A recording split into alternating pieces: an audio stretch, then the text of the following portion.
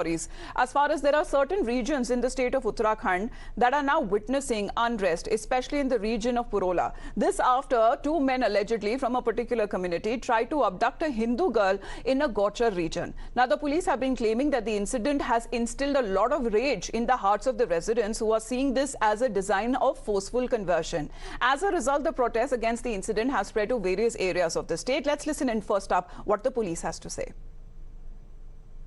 एक धर्म विशेष के दो व्यक्तियों द्वारा एक नाबालिग बच्ची को बहला फुसला कर ले जाने का मामला प्रकाश में आया था, जिसमें स्थानीय लोगों में काफ़ी रोष भी था।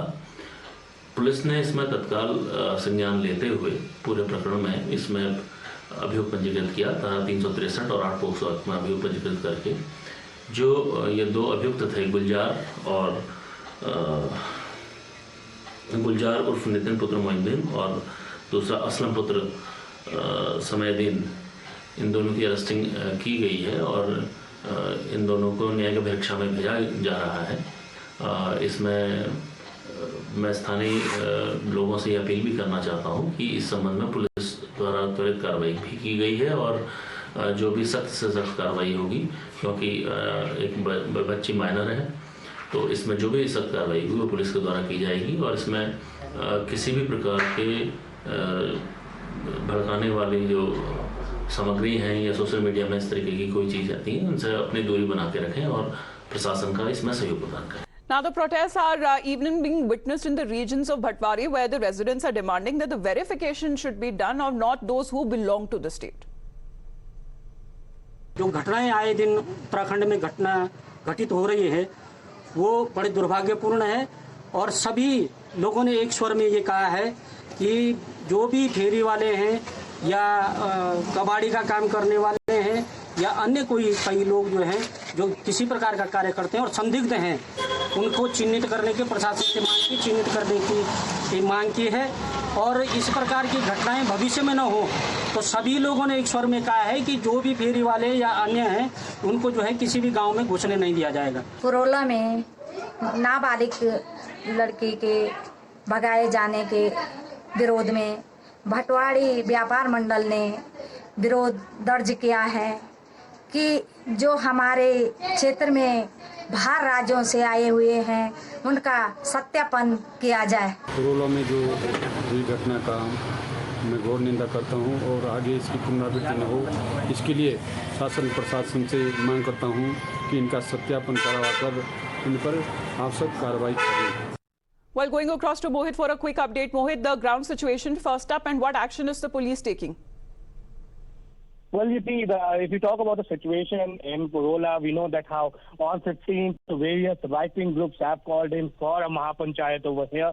And what we are getting to know is that the situation is still very uneasy, but under control. The police is conducting flag marches. But we also know for a fact that how it all started with the case where a minor girl was caught with two men, and then the whole story of love jihad came in, where the locals alleged that it's a case of love jihad. But one of the accused in that particular case was also a Hindu, and hence we know that how many of the Muslim families have left the Purola area, and not just in Purola but in Bharat and in nearby areas of Gangotri. Now the demand is coming in specifically from the traders that everybody who is working or have a shop over there, their authenticity should be verified, the proper verification should be done. Okay. And various white groups are coming out and basically saying it's a case of love jihad in Purola, and hence many of the Muslim families have left Purola.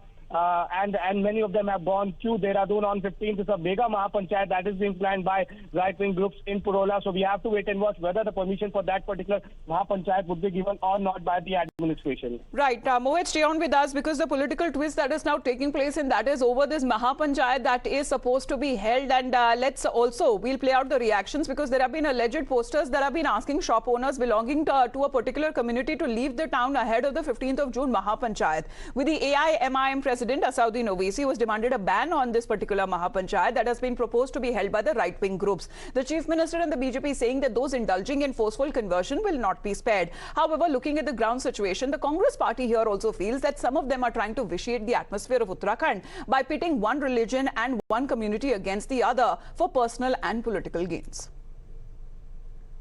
देखिए, हमने बार बार कहा है, उत्तराखंड का जो मूल स्वरूप है उसको वो मूल स्वरूप उत्तराखंड का खराब ना हो, उसके लिए जो भी सख्ती होगी और जो भी गड़बड़ी करने वाले लोग हैं उनको हमारा यहाँ का कानून, यहाँ की जो विधि व्यवस्था है उसके अनुरूप सख्ती से उन पर कार्रवाई होगी।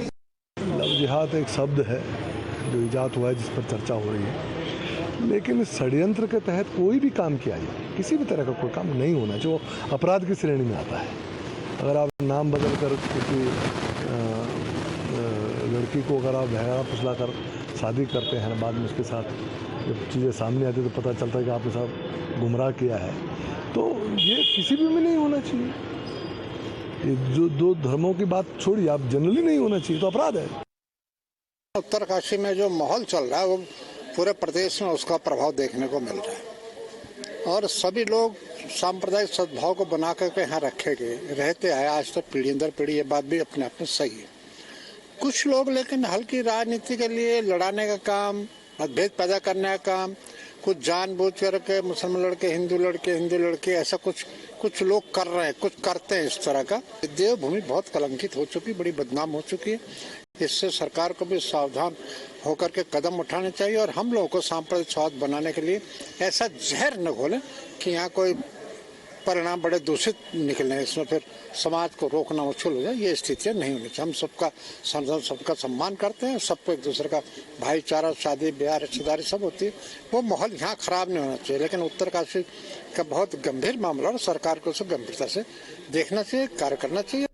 Well, that is how the politics seems to be taking center stage over this issue there, how it has also intensified with the war of words that have been continuing on part of the BJP, the right-wing groups and the other opposition parties. We'll keep a check on all the other developments taking place there. Mohit, thank you very much for the moment. Back after a short break.